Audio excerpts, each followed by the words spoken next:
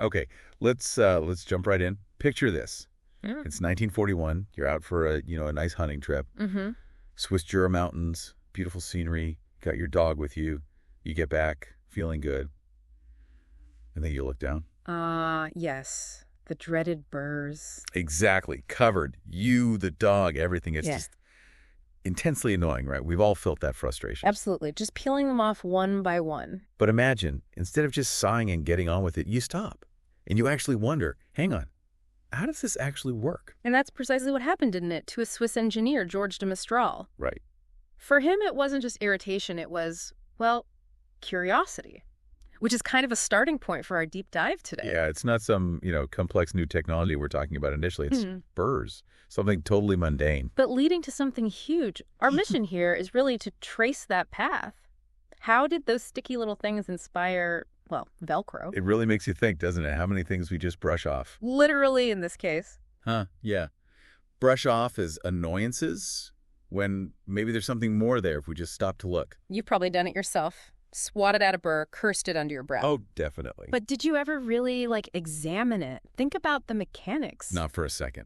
But de Mestral did. That was the difference. Yeah. That curiosity, wanting to understand why they stuck so well. That's the spark, isn't it? That aha moment where you suddenly see the sheer cleverness in nature's design. It's already solved the problem. So he gets it under a microscope. What does he actually find? It's fascinating, really. He sees all these tiny, tiny hooks, like hundreds of them on each burr. Hooks? Yeah, perfectly formed little hooks. And they're just grabbing onto anything with a loop. Like the fibers in his pants or the dog's fur? Exactly. Simple, but incredibly effective. It wasn't just seeing them, it was realizing the principle. Nature's fastener. Makes you wonder what else is out there, hiding in plain sight. Right. Yeah. Elegant solutions just waiting. Yeah. And for de Mestral, the immediate thought was, well, could I copy this? Could I make this? A man-made version. It sounds logical now looking back. Sure. But it wasn't easy, was it? I mean, what were the real bumps in the road for him?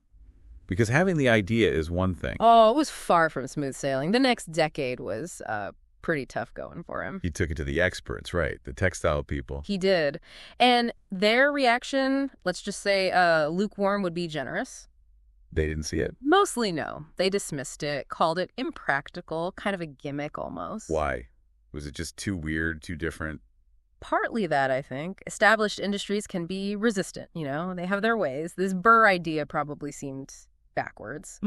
And then you had the massive technical hurdles. I mean, think about it. Making millions, billions of tiny, consistent hooks. Yeah, that actually work. And loops to match. Exactly. They needed to be strong enough to hold, flexible enough to release, durable.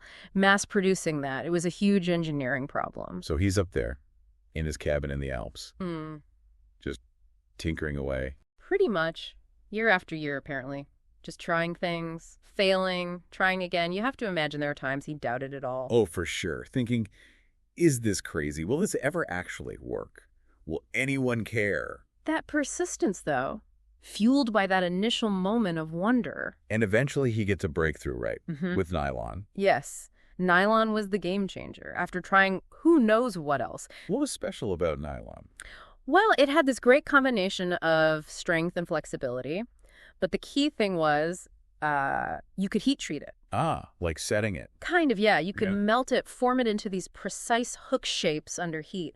And when it cooled, it kept that shape. It was resilient. Okay, so that solved the how to make the hooks reliably problem. It was a massive step forward. He even had to invent a special loom, apparently, and modify barber's clippers just to trim the hooks correctly. Real ingenuity there. Wow, after all those years of skepticism. Absolutely. Years of experimentation finally paying off. So 1955, he gets the patent. And the name, Velcro. Velcro.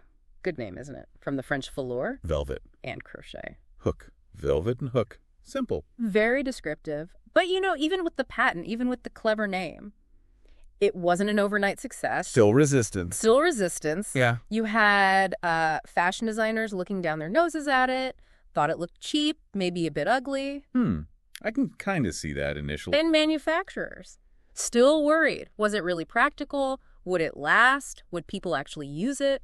So the invention itself wasn't enough. He had to actually sell the idea, the application. Precisely. It shows that innovation is only part of the battle. Acceptance is a whole other thing. But then, Something unexpected happens. Yeah. NASA gets involved. Yes. This is a really cool part of the story. NASA. How did that even come about? Space travel and Burr-inspired fasteners. Well, think about zero gravity. Everything just floats. Right. Stuff everywhere. Tools, checklists, pens. Exactly. A simple problem on Earth becomes a real hassle, even dangerous up there. How do you keep things secured but easily accessible? Velcro. Easy on, easy off, holds tight.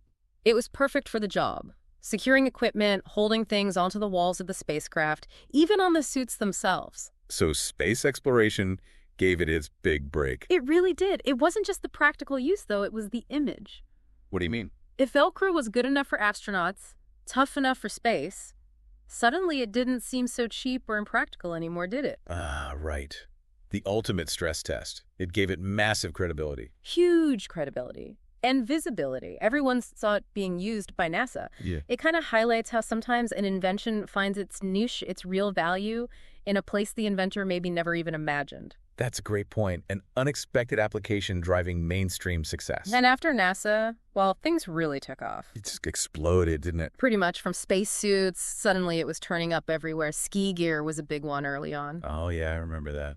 Those boots and jackets. Kids' shoes, revolutionary for parents. Wallets, medical devices, cable ties. I mean, the list is endless now. It completely changed how we fasten things in so many areas.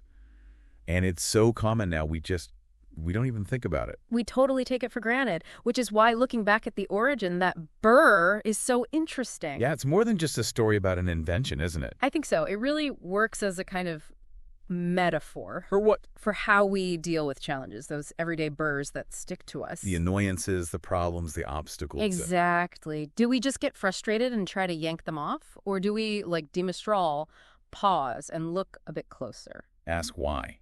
Look for the pattern, the mechanism. Maybe even see an opportunity hidden inside the frustration. It's a different way of looking at problems. It makes you reflect on your own reactions, definitely. How often do we dismiss something irritating when it might actually hold a clue? And his journey, that decade of struggle, it tells us a lot. What are the big takeaways for you? Well, first, innovation takes time. Often a lot of time. Patience is key. And persistence. Absolutely. Facing rejection, skepticism. You need courage to keep going when people tell you it's a bad idea. Which they clearly did to him. Repeatedly. Yeah. And third, I think, is that ability to see potential in the problem itself, to look beyond the surface irritation. And, of course, the whole nature connection. Yeah, that's maybe the deepest lesson. Nature's already done so much R&D for us. Sometimes the best designs, the most elegant solutions are right there if we just observe carefully. So, a final thought then, maybe for everyone listening. Yeah. Think about those burrs in your own life, the things that constantly niggle you, the small frustrations. Okay. Have you ever really stopped to examine them? To ask why they're frustrating or if there's a different angle? Could there be hooks hidden in there? Exactly. Could one of those irritations actually hold the seed of, well, maybe not Velcro, but your own breakthrough, your own better way of doing something? It's a powerful challenge, really. De Mestral's story sort of dares us, doesn't it? It dares us to look under our own microscope, to find the potential Velcro hidden in our own daily frustrations.